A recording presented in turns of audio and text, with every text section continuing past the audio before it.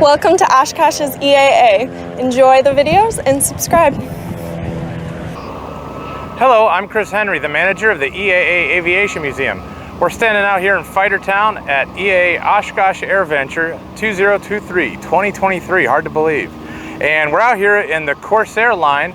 If anybody is a fan of the old TV show Black Sheep Squadron, Robert Conrad, I think this airplane probably looks familiar. We're just honoring the Corsair this year. We are talking about specifically VF-32 and the story of devotion with Jessie Brown and Tom Hudner. The airplane that we have in our museum that's currently just over in the museum right now is an airplane that's actually from VF-32.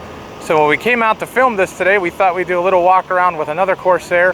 Right now we're using an airplane that used to belong to Gerry Beck, who is near and dear to our heart, and we wanted to make sure that we paid a tribute to him, so we chose his airplane. Talk a little bit about the F4U. This is an airplane designed primarily for Navy and Marine Corps use, and it was actually first flown 1940, entered service I believe 43, and initially, even though they had a little teething problems on the aircraft carrier, it did eventually make it onto the aircraft carrier, but they did get heavily used by both land-based Marine units and carrier-based Navy squadrons. Of course, when we talk about those land-based Marine squadrons, we're talking primarily of, not primarily, but of course mainly, of the guys that were fighting on different islands up the Solomon Islands. VMF 214, the Black Sheep, is one that's very famous because of its exploits of its leader, Pappy Boyington, and other colorful leaders in that unit, like John Bolt and Ed Olander and some others. And again, the TV show with Robert Conrad really, I think, cemented the image of the Corsair, not just in the history books, but also in the living rooms across the United States. People had this show coming in every week that had the airplane in it. The airplane fought throughout the entire war, and when a lot of the airplanes after World War II were being cut up, the Corsair was still somewhat new. So a lot of people thought, you know, we're going to need this airplane maybe in the future. These airplanes were stored a lot of times in large blimp hangars, things like that, across the United States. And when Korea came about, the Corsair was called again to serve in Korea. One of the reasons was we had started to turn to jet fighters. Those jets had a hard time slowing down fast enough or slow enough to provide close air support to troops stuck on the ground. So the Corsair came back online. The Skyraider, which was in production, was in early production, so they couldn't make enough of them. So the Skyraider would become famous in Vietnam and was used in Korea. They just couldn't get enough of them, so the Corsair was back in action there to provide close air support, most famously around the Chosin Reservoir. The airplanes would have pylons or rockets out here on the wings, and they would actually use those rockets to suppress enemy action. Again, this airplane, currently from the North Dakota Wings of the North Museum. Again, near and dear to our heart. Gerry Beck was owner of it, and he's a longtime EA family, as is the folks of the Wings of the North, who are still sharing the airplane with us. Now, of course, we got to talk about the design. Why does the airplane look so different? Well, it has an inverted gull wing, and it has an inverted gull wing because when the airplane was initially designed, the initial designer wanted to use the most powerful propeller or engine he could, and he had to put a big prop on it. In order to do all of this and still make the landing gear stubby enough and rugged enough to put it on an aircraft carrier, they came up with a design to invert the gull wing and do that. Very unique design for anything flying in World War II. In order to do that, they had to put ways to cool it on the leading edge. The initial prototype Corsair actually had the cockpit move forward. What happened was the Navy changed their mind on the armament they wanted in the wings, so they had to add an extra gun in each wing, so therefore they had to put the cockpit back a little bit so they could put an extra fuel tank up front. When you go online and you start looking at pictures, you'll see some of the Corsairs have some like white stripes kind of forward of the cockpit. What that is that's tape to help the panel lines from leaking, because they would leak a lot up there. But that's why the cockpit sits so far back. That became a little bit of an issue trying to land it on a carrier, but they worked it out. But it did get the nickname the Hose Nose and a few other colorful nicknames. However, this aircraft has gone on to become one of the most, what I would say, regaled aircraft in military aviation history. All right, so as we come around the other side of the aircraft here, you're looking at the control surfaces. This is what helps the aircraft bank. These are your ailerons. These actually help the aircraft dip one wing up or one wing down. And then also the flaps. You can see the complex flap system on here. And this helps the aircraft slow down and provide greater lift at slower speeds.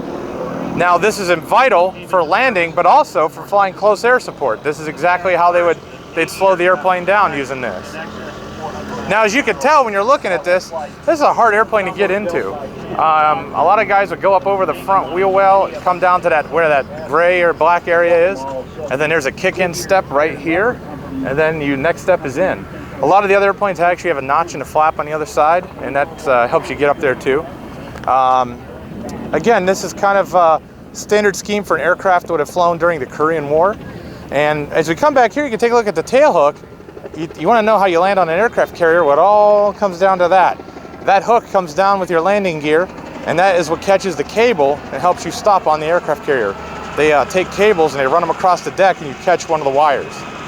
Now back here is your horizontal stabilizer, and then this is your elevators. This helps the aircraft go up, down, whichever way you want to go. And then up here where the C is, that's your vertical stabilizer, and on the back of that's your rudder. That helps with your yaw.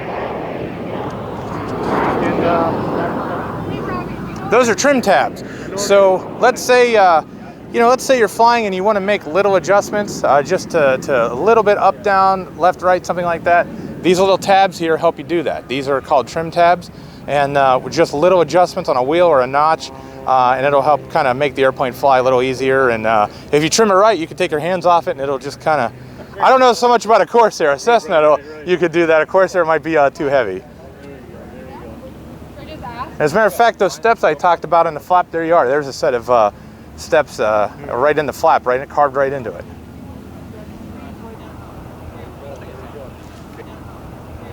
Yeah, so as we look up to the front, you can see the large engine, and of course, large engine, large cowling. But then on the back, you can see there's like little doors, and those are cowl flaps. That helps cool the engine while you're running on the ground, while you're in the air. That helps engine cooling, helps get the exhaust out as well. And you can see there's an exhaust stain that kind of comes back. There's a saying about radial engines, if they're not leaking oil, then there's no oil in it. So, but these are just one example of an F4U Corsair. We have 9 of them on the field today, and we're very honored to have them here. We're very thankful to the owners and operators. All of them, every one of them, volunteered to bring their airplane here. Not one of them got an appearance fee or anything like that. This was truly a labor of love and honor of Jessie Brown. So we're sitting up here by the engine as we complete our walk around. The airplane's powered by an R2800, and it produces about 2,400 horsepower. This aircraft is actually the fastest single-engine propeller-driven aircraft during World War II ever produced. Very, very powerful airplane. After the war, they actually made a racer variant. It was called the F2G. It was a Super Corsair. Actually had the same engine out of a B-36 Peacemaker. That was a real hot rod. The military only used a few of them, but a lot of them got converted to racers, and we still have some of those today. I just want to say thank you again. I'm honored to get interviewed today as we're standing out here at EAA Oshkosh out Airventure. If you ever want to check it out, we have activities for kids of all ages, from Airventure up to College Park, all the way to adults. Of course, everything you can ever imagine, we have something here for you. And also through the rest of the year, our museum is open year-round. You can find out more information about the EAA and the EAA Aviation Museum at www.eaa.org. And absolutely, thanks for watching, and thanks for having me, and keep them flying.